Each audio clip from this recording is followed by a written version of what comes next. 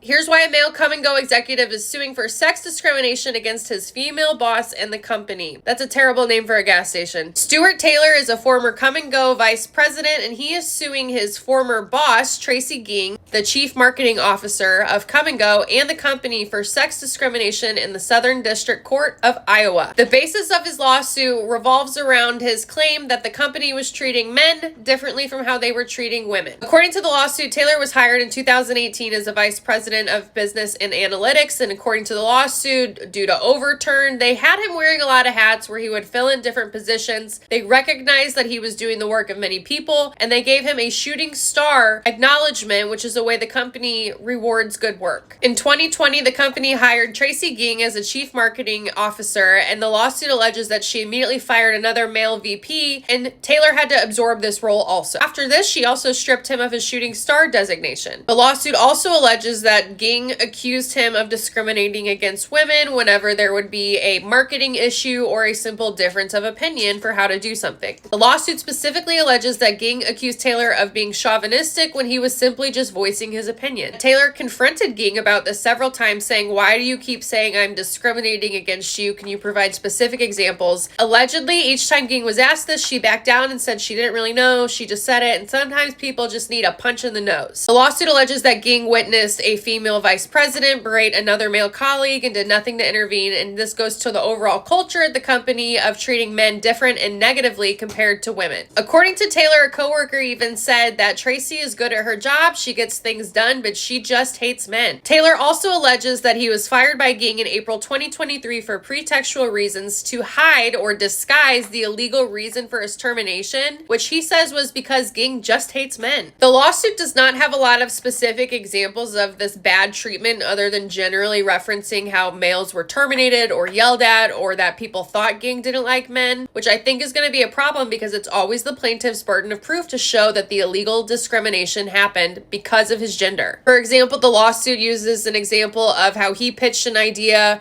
for Kum Go to sponsor a bicycle team that his daughter was on, and it met the criteria for new sponsorships, and it was shot down. He says shortly after that, a director came forward and offered another sponsorship meeting the criteria when they should have just went with his idea instead. Stewart alleges that during his employment, Ging tolerated women disrespecting men, but even a perceived slight of a man against a woman was met with her iron fist. Kum Go denies all the allegations, which is a typical response from a company at this stage of a case. But let's talk about the pretext and what that means. Pretextual discrimination cases are very hard to prove because we rarely have an employer admitting that they did something unlawful as part of the discrimination, or a statement of her telling him in his termination letter, "I fired you because you're a man." When we don't have direct evidence of discrimination, we have to show that pretext exists. This is difficult to prove because employers will usually have some things they can assert as a legitimate reason for termination, like performance or restructuring. Showing pretext requires showing inconsistency between reasons like that are legitimate and what actually happened, or what the other evidence can show. One way we show pretext as an example is if you were fired because of business needs or budget restrictions, and they say they eliminated your position, but you also reported discrimination before you were fired, and then they post your job for hire and they weren't really eliminating the position. You see what I mean? This is especially hard to prove because intent is subjective. Discrimination like this is often very subtle, and when you don't have direct evidence, you are relying on making inferences that these are the things that happened, and if we look at the bigger picture, it's clear he was discriminated against. That's what they're going to have to argue to the jury. I'm putting the case number in the caption if you want to follow this, and it will be very interesting to see what evidence comes forward because